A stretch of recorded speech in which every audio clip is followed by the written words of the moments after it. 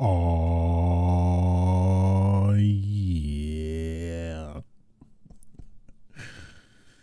Oh, it's been a minute. What's up, y'all? It's your boy, the one and only A Switch, aka why you got yogurt in your pocket?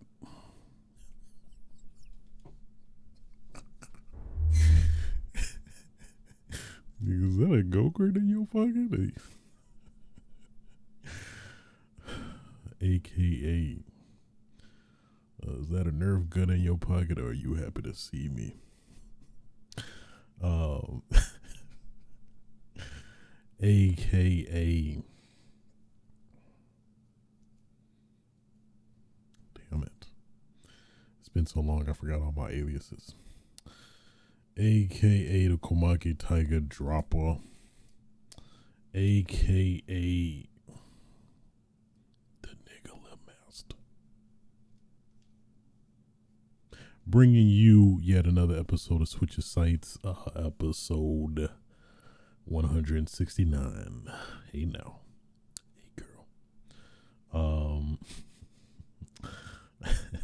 Funny story regarding the pants in your pocket. So at least another reason, well, multiple reasons in terms of why I've been dormant, but at least the bigger one is having jury duty. I was waiting to go up to the elevator. There's this dude at the elevator, I don't know. It's like when you at a courthouse, I feel like you get of course the good and the bad. So you get like presumably a lot of delinquents, people who need to go to court that did something they shouldn't have did or whatever, allegedly. But yeah, it was this one dude had his hands in his pocket, like it looked like he was doing some suggestive stuff, like motherfucker, you in front of people in public, you literally got your hands in your pants. And then the funny part is like we trying to go into, he like the first to be in the elevator, so his ass with his hand in his pants, going first in the elevator, and then people like, man, I don't want to. I'm gonna wait for the next one.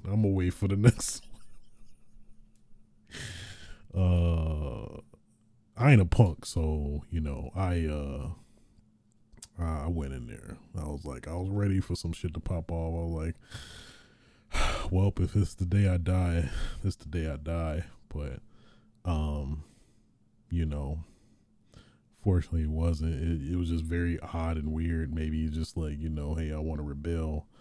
I'm gonna let these. I'm gonna feel on my nuts, and y'all gonna see me feel on my nuts. I don't know. I don't know. My mind wasn't in his head. So still thinking about that. It's killing me. Nonetheless, yes. Man, yeah. It's been probably roughly a month since we last spoken.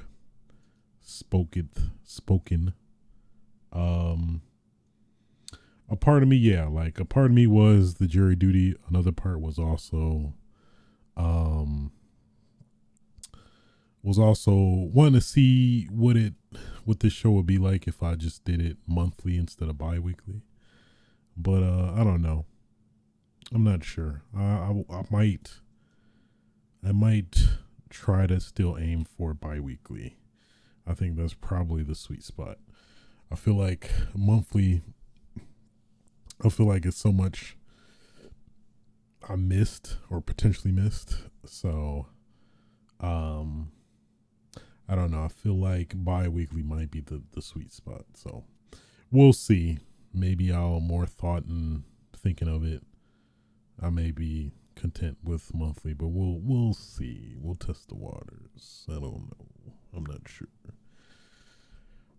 But nonetheless, I'm here, right? Have a good show for you today. We got so much to talk about. EVO, the state of play that popped off earlier today. Nintendo Direct from earlier this month. A lot of good stuff. A lot of good stuff. So, without further ado, let's stop the dilly dallying and get right into it. First topic of discussion: PlayStation State of Play happened earlier today. It was interesting. Wasn't the strongest State of Play I've seen, but it had some interesting stuff to kind of suck on. I don't that sound very very nasty, but something to just put your mouth on. Oh, that didn't help, but nonetheless. Yeah, so at least it was definitely mainly focused on well, I'd say a big focus was PSVR 2, and they showed a lot of those games, the Foglands, the Foglands, Green Hell, Synapse, and Journey to Foundation, and Before Your Eyes. All of them, at least for me personally, were fairly forgettable, or weren't really nothing like, oh man, I gotta get PSVR 2 now. It just, none of those games really did it for me. It just felt like more of what's kind of out there already in a way, to me personally. So I don't know. I just keep trying to find a way to justify getting PSVR 2, but it just, none of these games so far are doing it for me. It's no really like killer app. Like, I gotta get a PSVR 2, especially, I ain't gonna lie, I still hold the grudge of PSVR 1 games not being backwards compatible, or any program that,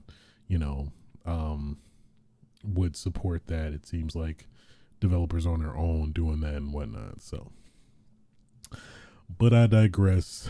Outside of the PSVR 2 stuff, we got Destiny 2 Lightfall, like a semi-extensive trailer of that. And that's coming out, I think, next week, February 28th. Tisha, I guess it's a puzzle game, on the way, coming on PlayStation Plus, March 21st, day one. Humanity was interesting. It was like, I don't know, it seemed like a puzzle game with like just so many people, and like that's like a means to try to solve the puzzles. It's hard to, I guess, identify what this game is really, but that's the best way to describe it. Goodbye Volcano High seems like an adventure game, with kind of like I hate to say emo, but kind of an emo vibe to it. That's probably the best way to describe it. I don't know. That's the best way to describe it. You got is my camera just shifting in my eyes? I don't know. You got Naruto Boruto Ultimate Ninja Storm Connections. Clearly I have no reference of that. More Naruto. I mean, always good to have Naruto Boruto in the same space as a game. There's new playable characters on top of the 124 from earlier in the series. There's that. Naruto fans, does that tickle you a bit? There you go. Baldur's Gate 3, I believe that's pretty huge. Coming on August 31st. I've never really followed Baldur's Gate, but I hear it has a pretty big fan base. Wayfinder, online multiplayer game in the fantasy world. Beta coming February 28th. Then we finally get to the juicy stuff, at least the stuff I'm interested in. They said, hey, we got 2 updates from Capcom. Like, oh shit. Yes, that's what I want. That's what I need. So first off, we got Street Fighter 6. Revealed three characters.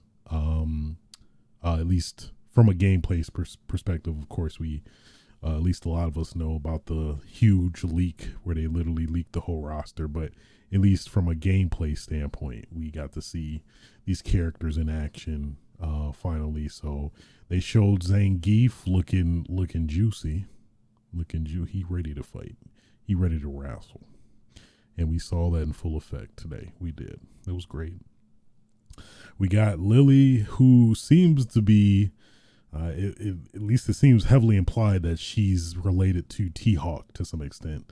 With the Native American vibe, aesthetic of her design and stuff. She uses 2 of these like boomerang looking things. I'm not familiar with the actual term for them, but it's interesting. She has like a very like novice, inexperienced vibe to her that, who knows, a lot of people may gravitate towards. Not my cup of tea from at least what I've seen, but I would dabble with her a little bit. I would experiment, see how she plays, Then you, of course, you can't have a Street Fighter game without Cammy. So Cammy is back. Boy, they were playing to the audience. They got the horny boys all of Twitter. She showing the cheeks and everybody just, oh my God, oh Cammy, I love you so much. Oh Cammy, have my babies even though you not real. Please. So you got that. But hey, Street Fighter 6 is looking good though. There's the roster, the care to the characters so far, the design, aesthetic, everything's looking really great. So I'm looking forward to it when it comes out June 2nd. That's fairly close.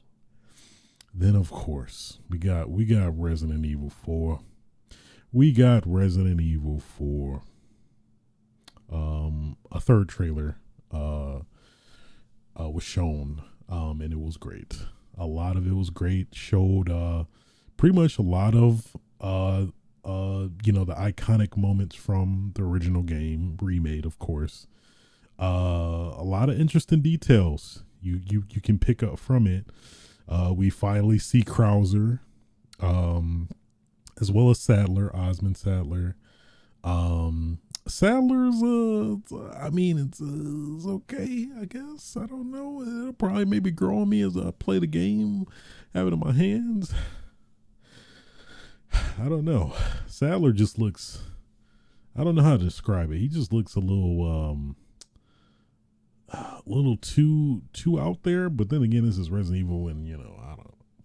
And then Krauser, I don't. Design wise, he looks all right. He looks realistic. I am a fan of his original design, kind of like a buffed up, like, soldier that's, turned aside eye, turned the wrong, what's the terminology? He turned a wrong side. He defected. He defected his country. I'm an American or something. I don't know. Oh, really? What are you doing, camera? What are you doing?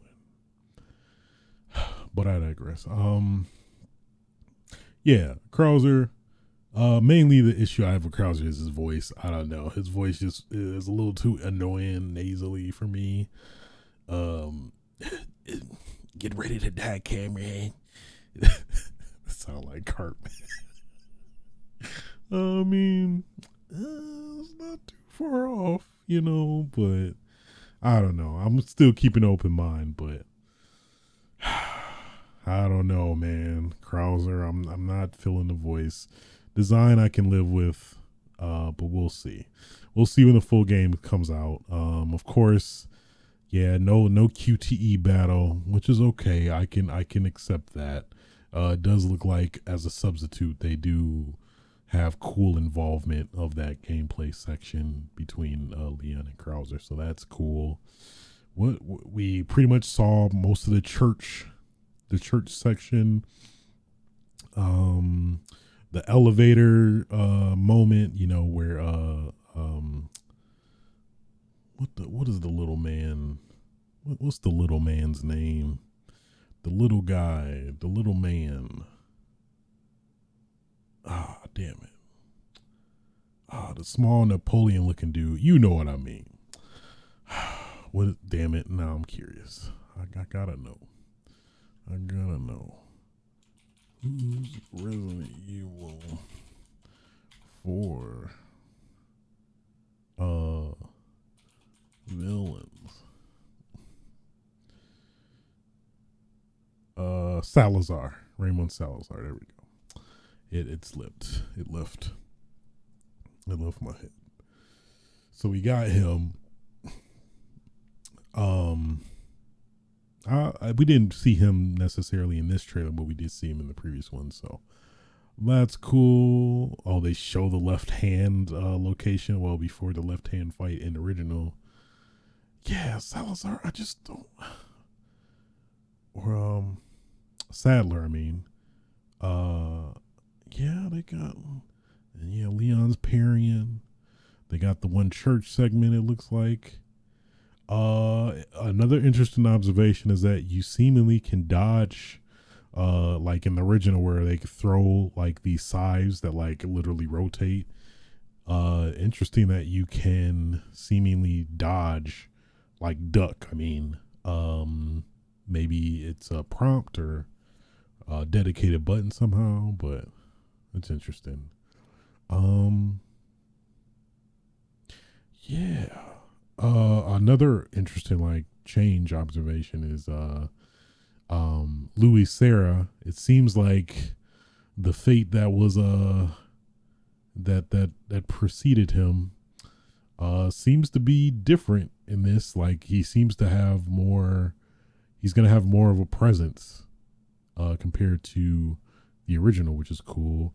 We see Mike, the infamous Mike moment. You know, if you play, you know what I mean. They redid the whole like what cart section is like. It seems to be way more like interesting. So that's cool. We see what's the dude, the Wolverine dude, Ganados, I think. Interesting changes. We see Navastader. Okay. Yeah. And they show of course, the bed. They show like Ashley getting infected, of course, like in the original, that they have to go and get, use a lab machine to get rid of the infection. So we'll see how it plays out with the remake. Who knows? Things might be different. I don't know.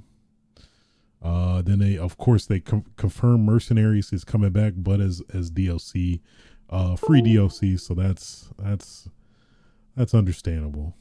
I'll be probably playing the main game multiple times anyway, but either way, that's good to get confirmation that Mercenaries is coming. But yeah, all around, pretty solid trailer, and they also did confirm a special demo is coming soon. So my prediction, if it didn't drop today, maybe I think there's still a Capcom like a RE showcase, or I think maybe a dedicated RE4 showcase possibly. So my guess is probably like when that pops off, it's definitely obviously got to be sometime next month. I'm guessing maybe 2 weeks before RE4 remake releases, which I think is it the 20th or the 27th? Let me see. RE4 remake March 24th. So Friday. Oh, I mean, Resident Evil 4 though. Yeah, that's Resident Evil 4 can do it. That's a game that can definitely have a Friday release for sure. So yeah, got all those juicy deets. Of course, there were some other details. I think this month as well. Game Informer got exclusive coverage of the game. They revealed a fair amount of details. Of course, they show like the early the early village sections, and various aspects. There was a cool Q&A, like a rapid fire question thing that Game Informer does too, which was pretty dope. So, yeah, hey, I love it. Give me all that Resident Evil 4. Give me it all. Give me it all. And then towards the end, of course, after that, we got Suicide Squad Kill the Justice League. So they had a pretty extensive look at the game. They showed a lot of gameplay between the four characters. Deadshot, Harley Quinn, Sharkman. Fuck, I know that. Boomerang Dude. I'm sorry. I know the names, but they're not coming to me. So yeah, they showed like a little clip between all four having to release Lex Luthor, who's captured by the Flash, who's been brainwashed by Brainiac, as well as of course the other heroes seen previously. So, but at least gameplay wise, it's looking pretty interesting. This has definitely been on my radar already. But yeah, getting to see the extensive gameplay, the traversal seems pretty dope. So I'm digging it. I don't know why my camera is just acting the fool right now. I'm just gonna roll with it. I'm sorry for the technical difficulties if it happens, but it happens. So yeah, and that was pretty much it for the direct or state of play. I just wish all of these would just have a unified terminology possibly, but I digress. Overall pretty decent, not the best. There has definitely been better state of plays, but hey, PSVR 2 just came out, so it's understandable. PlayStation is trying to get them sales. But yeah, for that price, I don't know, man. That price, that's a hefty price to ask. But anywho, speaking of state of plays, there was also a Nintendo Direct earlier this month. That was pretty interesting. We had some interesting game details. Let's just go all. Actually, it's been a while since I've seen it, of course. So reflecting back, actually, this is pretty damn impressive. Direct, actually. So not in any chronological order, but we got Legend of Zelda Tears of Kingdom, of course. We got thankfully it seems like it's not gonna be delayed. Coming I think May 12th. May 12th of this year. Advance Wars 1 and 2 Reboot Camp is actually getting released April 21st. It was originally going to come out, I think, a year before, but because of the Ukrainian, war and whatnot, that they was like, let's not do that. Advance Wars 1 and 2 Reboot Camp. Please buy it. I mean, Russia invading Ukraine. Advance War 1 and 2 Reboot Camp. Don't think of that as Russia, us fighting Russia though. So So yeah, that is actually dropping. I remember really loving Advance Wars. I think I played the first one, so this is definitely a gift from me. I love me. I'm very picky about turn based strategy games, but hey, I love me some of them. Game Boy and Game Boy Advance finally making their appearance on Nintendo Switch. Basically coming to the online service. So Game Boy and Game Boy Advance specifically, and Game Boy Color, all coming to Nintendo Switch Online's subscription service. And a pretty decent amount of games. Tetris, Metroid 2, Wario Land 3. For Game Boy Advance, you got Mario Kart Super Circuit, Legend of Zelda, The Minish Cap. I think Super Mario Advance 4, among like various other ones. Metroid Prime Remake. Gotta give it up. Gotta give it up. Happy for them. Happy for everybody. Because we've been wanting a trilogy remaster, but hey, we'll at least take what we can get, right? So we finally at least get Metro Prime Remaster.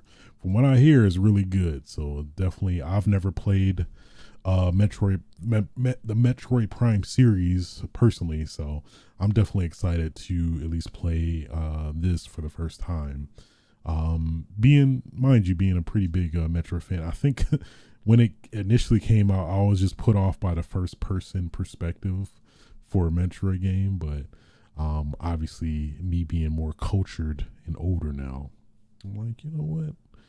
Yeah, let me try this out. Pikmin 4, I think it released in July 21st. Metroid is coming. Well, it basically shadow dropped during this direct earlier this month, but the physical version is all coming February 22nd.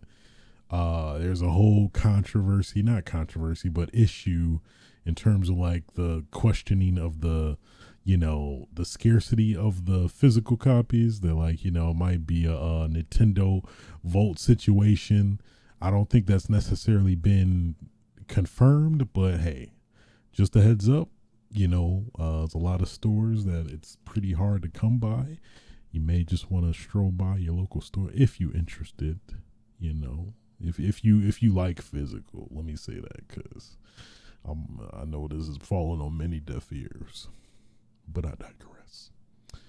Samba de Amigo Party Central. If you wanna shake your Wiimotes like a like a damn samba, there you go. Your questions have been answered. Your prayers have been prayed. I'm just saying. Bite Kaitos remaster. Hey, we all love biting kite. I know you love biting. I love biting Kaitos. We all love it. Come on now. I actually forgot what. I think it was. Yeah, I remember it was on GameCube. I think it was the whole thing, but so originally published by Namco, came out first in Japan before launch in North America in 2004. Okay, I'm with it. I'm with it.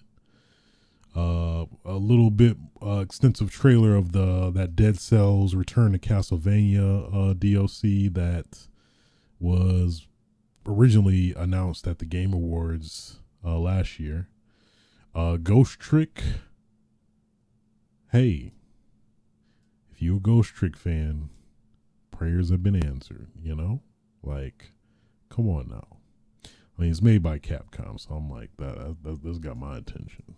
So, We Love Katamari, Reroll, Royal Plus Royal Reverie. Like, come on now. Splatoon 3 DLC, Disney Illusion Island. Come on. Harmony, The Fall of Reverie. What? I'm trying to hype these up way more than I should. Professor Layton in the New World of Steam. That's cool. Yeah, I feel like we haven't seen Professor Layton in a minute. I've not really played um, any of their games. I guess the last mainline Professor Layton game was in 2014. So that's a big chunk of time. Fantasy Life 1, the girl who steals time. We had to get at least one farming simulator in there. It seems like it's an Animal Crossing like. That's the term that's used here. Mario Kart 8 Deluxe Course. So another wave of the promised Mario Kart Mario Kart DLC coming to Mario Kart 8 Deluxe. Get that deluxe course. You know you want it. Overall, this is actually a pretty strong ass Nintendo Direct, I have to say. We were kind of a little skeptical that Zelda was gonna release undelayed, but it seems like it's on track. So, Legend of Zelda: Tears of Kingdom is gonna be. There's gonna be some tears in that kingdom. You know what I'm saying? I don't know what I'm saying, but I digress. Cool. Moving on.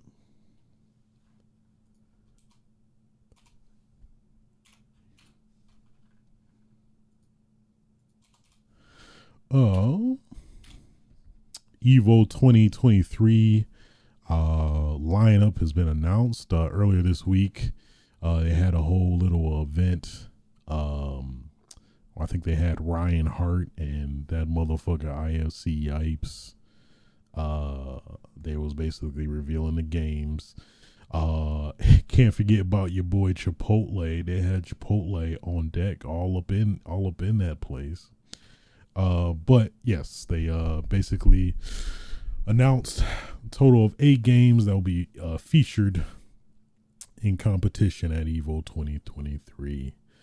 First and foremost, of course, you got it. I mean, it wouldn't be EVO without Street Fighter at this point. So, Street Fighter 6 specifically, which is kind of interesting in regards to the game is gonna be dropping in June. So that like only gives people like 4 months? 5 months, I guess. Yeah, 5 months. Yeah, I guess it's not as bad as no. What am I saying? Not at all. My math was not mathing. Yeah, only like 2 months really.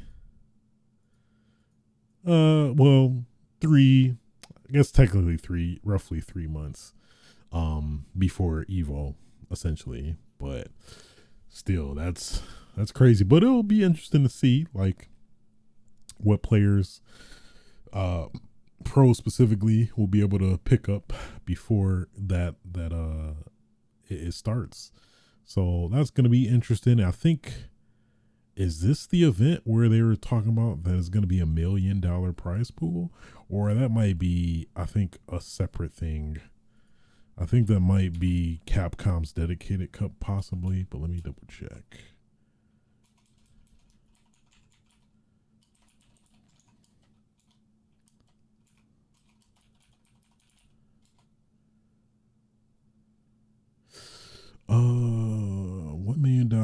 $1 million first prize for upcoming Street Fighter 6 tournaments.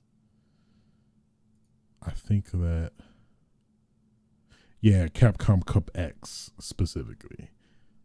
So I think that it will be the first pro showing of Street Fighter 6. So, and that'll be $1 million. Okay. I was like, Evo got that money now that with PlayStation. I was like, nah, I didn't know that much money. But Guilty Gear Strive, which is, been made 1 or 2 appearances previously. Dragon Ball Fighters yet again. Some rumors maybe it might be a sequel. Fighters 2. We'll see. Tekken 7, more than likely the last appearance of Tekken at EVO, with the imminent Tekken 8 on its way. I think, yeah, we'll definitely probably see an announcement. Well, not an announcement, but probably a pretty fairly extensive character reveal, like probably maybe 2 or 3 characters for Tekken 8 probably, or maybe something crazy outside of that. I could see that. King of Fighters 15, Melty Blood type Lumina. Excuse me. Can't forget the type Lumina. You can't. Mortal Kombat 11 Ultimate. So, I just found out that there was like, I guess apparently Mortal Kombat 12 was leaked via a earnings call. So we for sure know, and it was heavily like hinted that Mortal Kombat 12 is on the way, but it's very possible that we'll probably get like a announcement at EVO. I could definitely see that. As that seems to be the only big motive to have Mortal Kombat 11 technically in a way. Then of course the one of the greats have returned. Ultimate Marvel versus Capcom 3 is Marvel, baby. So Ultimate Marvel vs. Capcom 3 making a special return for a retro throwback tournament. I'm a big fan of these. This is cool. Like, for, some of the games that I've since retired, get some people to come out of retirement, get their feet wet, get them fingers mashed up, get them fingers nimble, so that's cool. And at least all of the pools will have a minimum of $25,000 in terms of winning. So, hey, I dig it. And yeah, I was gonna say if this was the first EVO, at least planning to make a physical return, but I think it did make a physical return last year. So yeah, at the same spot, Mandalay Bay, August 4th through 6th. I'm tempted. I kind of might wanna get my Tekken. I might wanna see how I fare with the people in Tekken. I'm tempted. I'm very tempted. I'm not gonna lie to y'all. So we'll see. I might have to register real quick. I just might. Oh yeah, I forgot. They also revealed another big controversy that a lot of people understandably aren't really a fan of, include myself, that there will no longer be top 8 for EVO. And what I mean by that is that there will no longer be a top 8. It will just be they're doing top 6 instead of top 8. So I believe their reasoning behind that is to, normally when it gets to top 8, it's a pretty long process in terms of like, losers bracket, winners bracket, loser bracket, and essentially just basically cutting out those 2 positions would make the whole event be efficient for, broadcasting as well as, just the whole event. At least I can see their like reasoning behind it, but it's kind of messed up in terms of like, that's always been the big staple for EVO, top 8. Oh, did you make top 8 at EVO? Oh shit, top 8, damn. So it's kind of unfortunate because it's like top 8 is crazy nonetheless, and just for those people that just made top 8 but don't get the recognition for it anymore is unfortunate. Like no medals, no nothing.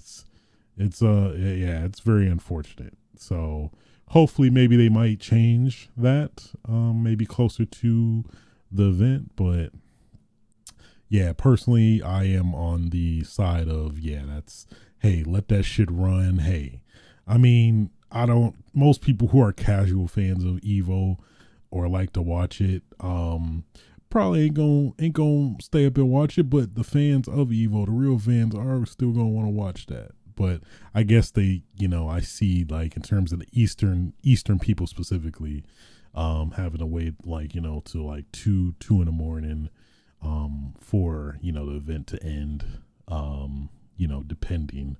But yeah, hey, keep that Type A, man. That's the Evo staple. That's that's my thoughts on that. So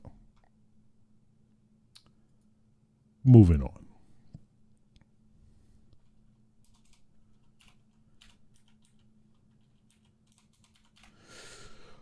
Xbox, PlayStation, and Nintendo won't be part of E3. That is it's pretty crazy to say out loud, actually, when you think about it. But obviously E3 has been pretty dormant for the past, what, ever since the pandemic, essentially, what, past 3 years. And then now with E3 actually planning to make its first physical event in 4 years, um, making it to not many people, unfortunately, in terms of obviously the big three who are always like a staple. Like, even though PlayStation wouldn't have a formal press conference like they used to back in the day, they would still have a physical presence at the E3 show floor, as well as, of course, Microsoft and Nintendo. But yeah, apparently now they aren't even going to be physically at their, event at the Los Angeles Convention Center in June. So yeah, that's crazy. It's the sign of the times, I'd say. So we'll see how it plays out. But of course, all of the big three are going to have announcements around the same time, but it just won't be within E3. Who knows? They may have possibly potentially defected to Jeff Keighley's thing, Summer Games Fest, where a lot of announcements and stuff were held on his end instead of E3 in a lot of parts. So it seems to be potentially end of an era, maybe. We'll see. We'll find out. But yeah, that's crazy. At least, growing up and always watching E3, yearly, seeing that as a staple, now seeing it kind of technically potentially be no longer. It's crazy. It's crazy. But I guess we'll see. We'll see. Moving on.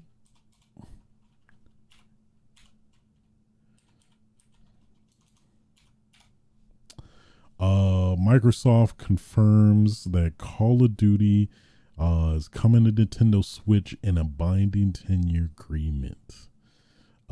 So with this ongoing Activision Blizzard buyout with Microsoft that they're essentially trying to buy, it seems like a lot of negotiations are being made, deals being made, dare I say backdoor shady deals potentially. But at least mainly, I know Microsoft was trying to play nice with PlayStation in regards to Call of Duty franchise, which, if this deal succeeds, will basically have a Microsoft owned IP on the PlayStation platform. And PlayStation, I don't know, my man. No, we about to fight this. This is a monopoly. I can't have any of this. So I guess they pretty much started talking really good with Nintendo. It was like, hey, man, we promised to put Call of Duty on your platform because PlayStation ain't tripping. So I mean, if that's a deal you want, it's a deal you can get. Nintendo's like, hey, sign me up. Sign me. But either way, it has been officially agreed that the Call of Duty franchise is coming to Nintendo Switch as well, same day as Xbox. So that's gonna lead to a lot of interesting conversations for sure. Mainly, of course, performance and graphical fidelity, which has always been a thing with an iconic aspect of Call of Duty for sure, especially the engine. But now, like, I don't know, it's even hard for me to fathom Call of Duty on the Nintendo Switch. I mean, even though it was on the, they had a DS version and the Nintendo Wii versions, and even the Wii U had like Black Ops 2. So it's definitely not, it's not foreign land for Call of Duty to be on a Nintendo platform. But now it's going to be very hard to fathom to see how that plays out now, especially if the next Call of Duty is supposed to come out on a Nintendo Switch in its current state, unupgraded state. So we'll see how that plays out, because that's probably the biggest question. Like, I feel like if we get like a Nintendo Switch 2 or whatever the next successor to the Nintendo Switch is, then I think that's probably more believable, more, I guess, feasible, it feels like. Coming day and date with Xbox, that's going to be interesting. But I think they technically still got some time for this to kind of, solidify. So at least I'm thinking like, okay, like, is it going to be the next Call of Duty that comes out, which I think technically would be this year, I believe. But I don't think that's the case. I think whenever this whole deal falls through, then I think that's when it's game time, essentially. So there you have it. Call of Duty coming back to Nintendo. Hey, I'm up for it. When I'm not feeling like playing traditional Call of Duty, let me bust out the Wii mode, get my Joy-Con ready, just be pointing and shooting, do the thing where you throw the grenade, but it doesn't come out because you didn't let the button go. But hey, that's human error. So I can't knock Nintendo for that. I just can't do it. I can't do it. Can't do it. Moving on.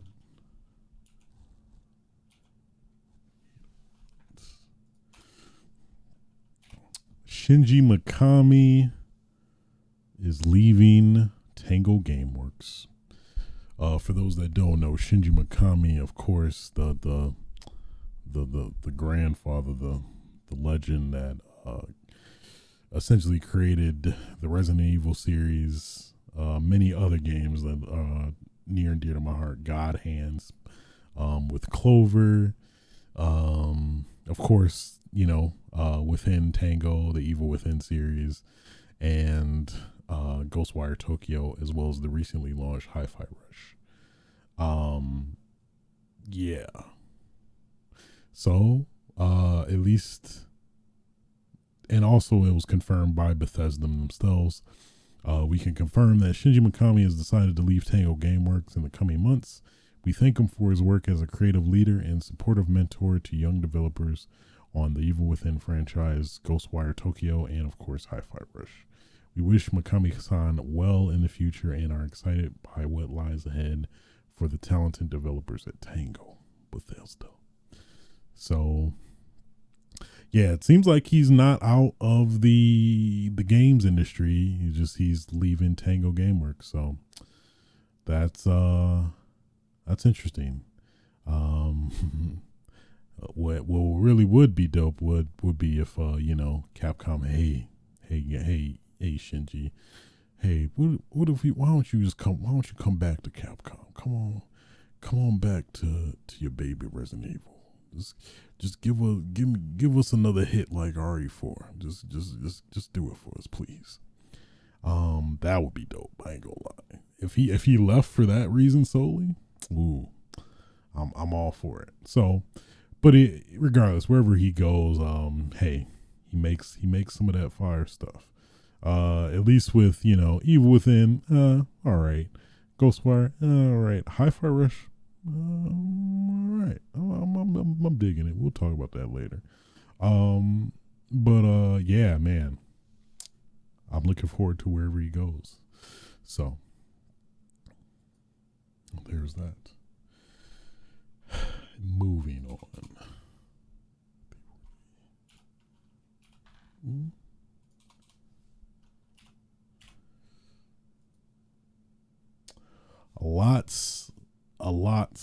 A mass exodus even of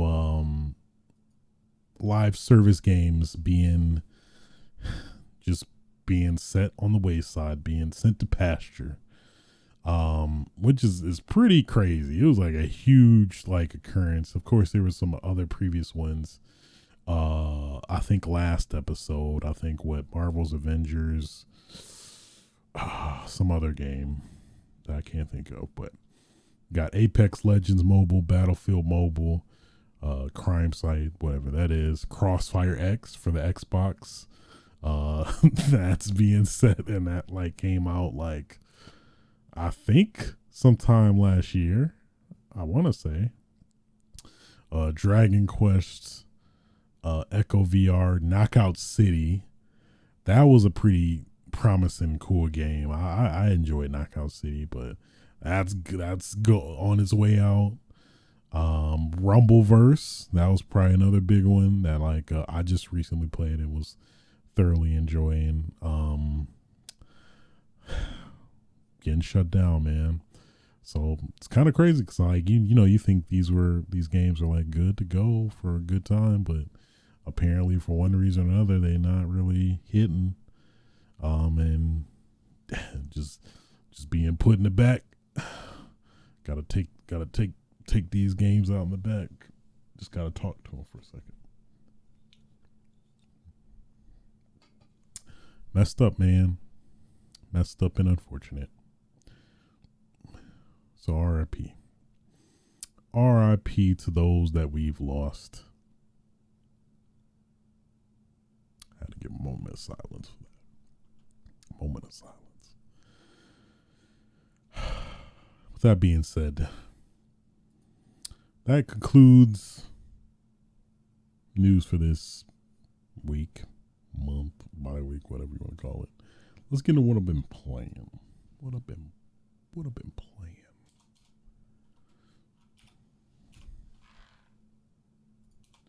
Which has been, of course, Persona 3. Ugh. Finally finished it. Damn near, 80, 85-ish hours. Whew. Yeah, Persona 3. It was definitely interesting, engaging. Kept my attention for the most part. Clearly, sticking with it for 80, 85-ish hours. But, yeah, definitely not as good as Persona 5 for sure. Obviously, since this is the first Persona, well, technically the quote-unquote first Persona, the first Persona with the formula that, Persona 5 would essentially encapsulate. Yeah, it's definitely some very busy, tedious stuff that could have been cut down, but at least realizing what this game came from. This used to be a 2009 PSP game, so you could definitely see a lot of that DNA in there in terms of oh yeah, just do this just to do it. You're busy. You just want to just play something a little bit, right? So, so there's that. It also kind of made me want to play the PS2 version, which this version came from. So basically they ported the this PSP game to modern consoles, which derived from the PS2 version of the game. and the PS2 version seems to be very different in terms of like, at least instead of like visual novel navigating like a pre-rendered backgrounds, essentially you basically navigate in the traditional sense like Persona 5, which I think maybe subconsciously may have made me enjoy the game much more in that respect. But a lot of the had a lot of interesting story beats similar to Persona 5, of course, that, you know, kept my interest and, you know, wanted me to keep going, keep pushing. So that's what I did. And, yeah, but it was also cool. I think I may have mentioned it before, but, insightful to, see where Persona kind of came from and like what its origins were before Persona 5, as somebody who really loved and adored Persona 5. So that was cool. I'm very curious now that I've completed 3 to see what Persona 4 will be like. Probably not anytime soon after the huge time commitment that was Persona 3. But eventually at some point I'll probably play Persona 4, but not anytime soon. Also played Gungrave Gore. This came out I think like December of last year. But hey, I love me some jank Japanese. Well, no, I think this was made by a Korean studio actually. I love me some jank Japanese inspired games. I'll say that. Since this was an IP that previously was, I'm pretty sure it was developed by Japanese studios at least. So Gungrave Gore, for those that don't know, Gungrave Gore is like, I think technically the third sequel to the Gungrave series, where the first 2 games were on the PS2, like way back. So this is it. Pretty seems like a continuation of those 2, and I really dug it. I ain't gonna lie. I wouldn't recommend it to anybody necessarily, but at least for me, I like that. This was my shit. This was my shit. It really was. Like just the miscellaneous, it is pretty much more mindless shooting. But it did have some intricacies to it, some nuance in a way.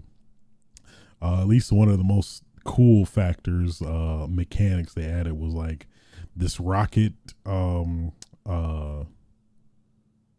is it called?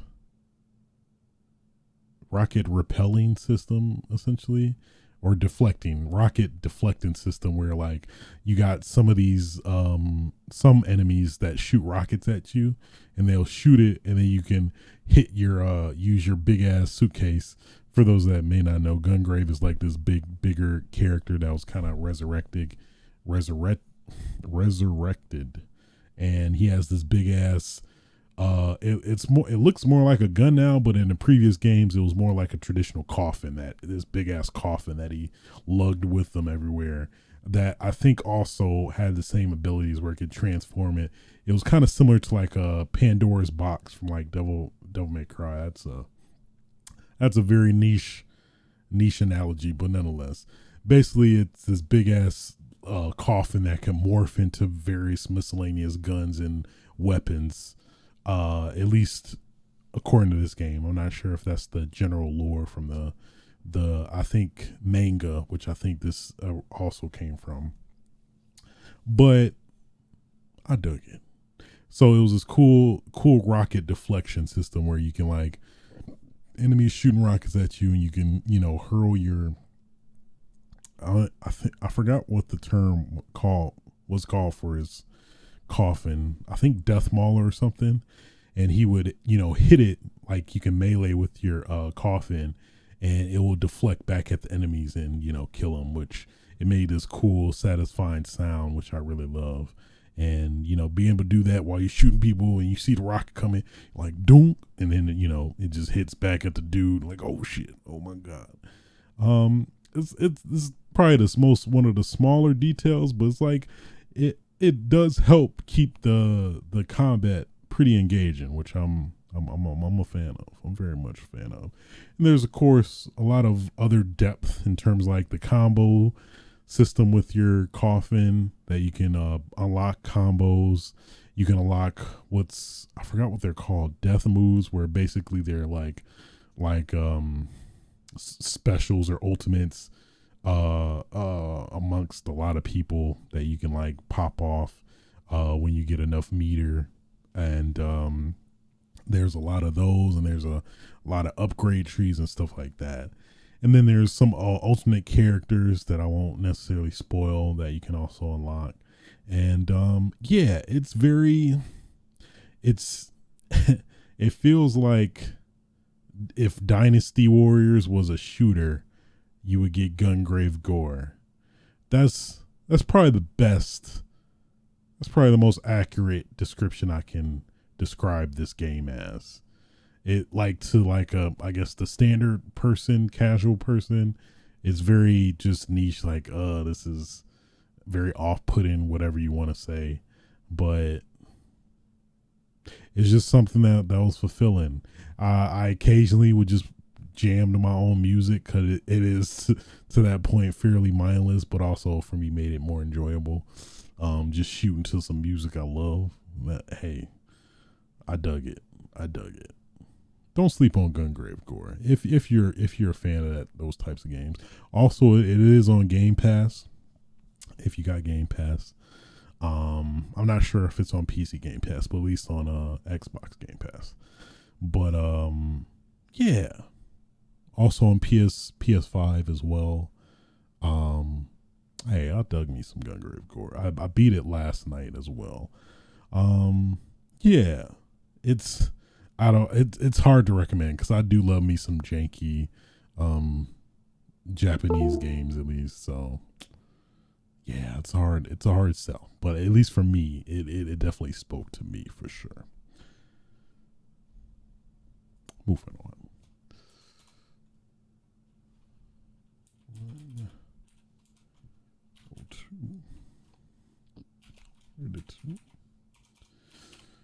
Hi-Fi Rush. I actually did play a little bit of Hi-Fi Rush. I think I mentioned it last episode, but yeah, basically Hi-Fi Rush, after actually playing it, is like essentially I guess a beat 'em up platformer, action adventure, I guess. But in terms of the combat, it is very much emphasized on having rhythm as you're fighting the characters. So when you're doing combos, if you do the combos to the rhythm of the music in the game, you will do more damage. You, I think, get more points to your score. So basically, the whole incentivization, if that's a word, is to basically, hey, get that rhythm, man. Stay on rhythm. Which was cool. It's a very dope concept for a game that I can very much appreciate and respect, and that's definitely what captivated me to play Hi-Fi Rush. So I think I played by like 2-3 levels, I want to say. I'm digging it. I dig the cell shaded like animation of the game. It definitely oozes with a lot of style, presentation wise, that I really dig. And yeah, overall, I'm very much digging it. I'm probably gonna play some more at some point. But I don't know. I did get Ishin, Yakuza Ishin finally, so might have to put that on the back burner for a bit. But Hi-Fi Rush, I dig it. I do. Shinji Mikami, man. I know he's not he produced it. He didn't direct it, but I could feel. Maybe I'm biased. I could feel his influence for sure with this that game. So there you have it. Hi-Fi Rush. Then of course, I did play the Dead Space remake. Very good. Very good. Yeah. As a Dead Space fan, I have all three of the original Dead Space games and played them. Yeah, this was a wonderful remake. It really was. They did all the right things. Of course, since it's been a good while since I played the original Dead Space, it definitely was a lot of questioning. Like, was this in the game? Was this in the original? Or, well, I don't know if this was in the original or not. But nonetheless, it just something about Dead Space in terms of just that atmosphere that I just love about the especially this remake. Of course, now they have the tools to make a way more immersive Ishimura ship now, and all the details, graphical details, new ways to scare you. I think, or at least what I heard, is that there's a new system kind of similar to Left 4 Dead's director system, where there's a lot of random moments that you can get scared. I think I have to fact check that. I'm not 100% on that, but I definitely got a vibe where everything wasn't necessarily scripted. But I guess that's hard to say. But at least I definitely felt like, even playing through the game a second time, it was hard to decipher, like, oh, all right, this scare is about to come up. It was very tough to do that, for sure. So I think that means something, at least to me, that there is maybe some nuance, some method, some scripting to make the game more, I guess, freshly fearful to some extent, possibly. I don't know. But yeah, man, Dead Space. Yeah, and they did a lot of good changes. Like, love the fact that Isaac Clarke is now, he actually talks. I know in the original he did not talk at all, I guess, to kind of have you identify more with the main character, or whatever reason they had for that. But at least I forgot where I saw it, but it was an interesting observation where somebody said that if, what was it? Yeah, in terms of like having a silent protagonist go through the events of Dead Space, literally like big ass mutant monsters, aliens coming at you and trying to kill you, like taking your life. And Isaac has nothing to say about that at all. Which is a very funny observation that makes total sense. You just yelling and screaming, but not like having anything to say. Like, you just almost got killed, cut in half, cut into pieces, but nothing at all. And that was a cool addition. I think I saw on Twitter too, where like I didn't even know, after even fully beating the game, that if you go to certain scripted scenes within the game, that actually there apparently were 2 lines of dialogue recorded for these scenes. One where you're at full health, or close to full health, or overall good health, and then one if you're at really low health. He'll be Isaac will be breathing like heavily and like, oh, I didn't see there are all these monsters everywhere. That was pretty cool. That was like a very small detail that also means a lot, and goes a long way for sure. That just overall just solidifies my appreciation for this game. But man, love me some Dead Space remake. I literally almost played the whole game again because I tried. There's an easily missable gun that you don't get, that you can, I said it already, that you can clearly miss if you don't do a specific step, which I did in my first playthrough. So I'm like, oh man, that's the best. This is the line gun. This is like the best gun in the game, at least from what I remember from the previous, the original Dead Space. So I'm like, let me go let me go. I gotta see what it feels like. I just got to. So like, let me play because you can only get it at a particular chapter. I think chapter 4 or 5. I'm like, let me go back and play. I gotta go and play all the way up until that chapter to see what the line gun was like. Then I did it, and I'm like, this gun is not that great, but I had to upgrade it. So I'm like, well, at least I got to experience it. So yeah, yeah, just heads up. Yeah, there's a gun that is pretty elusive in not being easily discoverable, for what that's worth. So, but yeah, love me some Dead Space. Definitely gonna be my top 10, if not top 5 of the year, this year for sure. It delivered, man. Callisto Protocol. This game is not, because man, this is greatness. Yeah, I definitely, and I have the constant urge to want to replay Dead Space, and that's a good sign for me.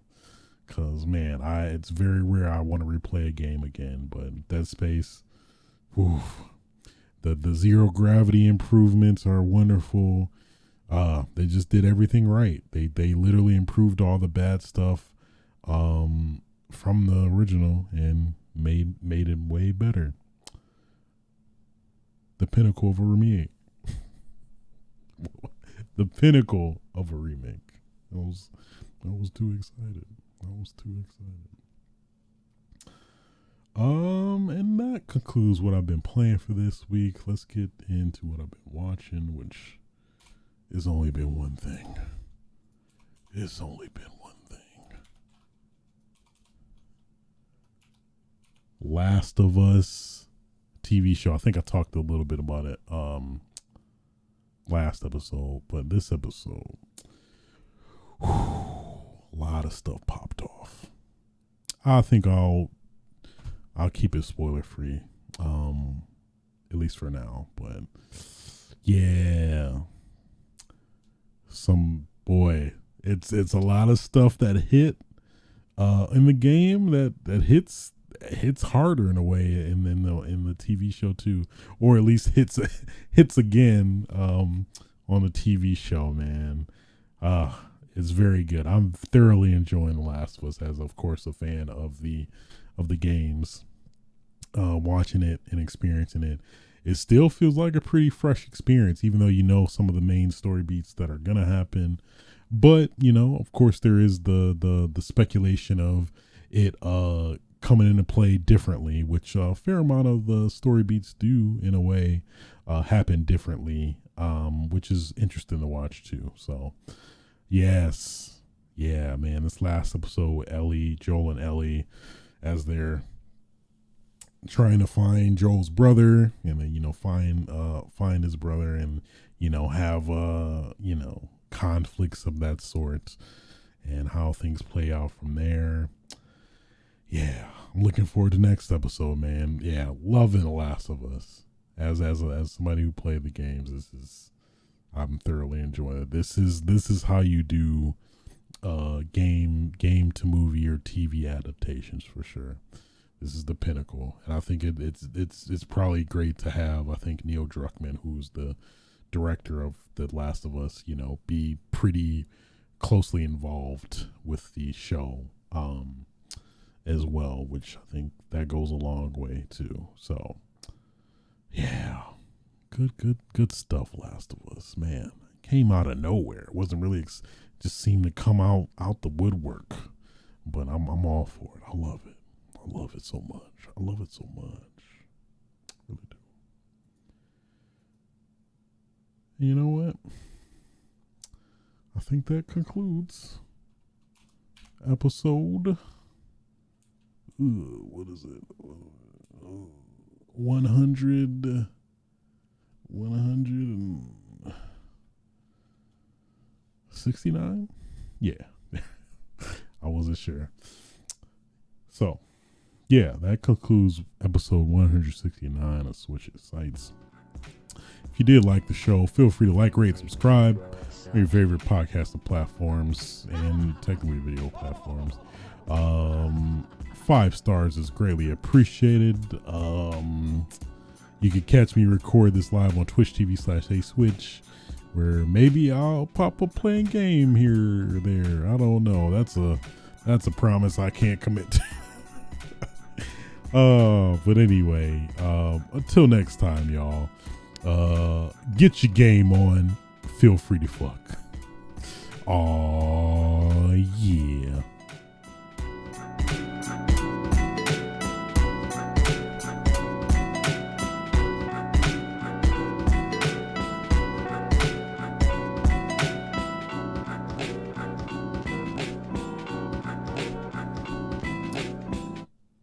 Nobody's safe.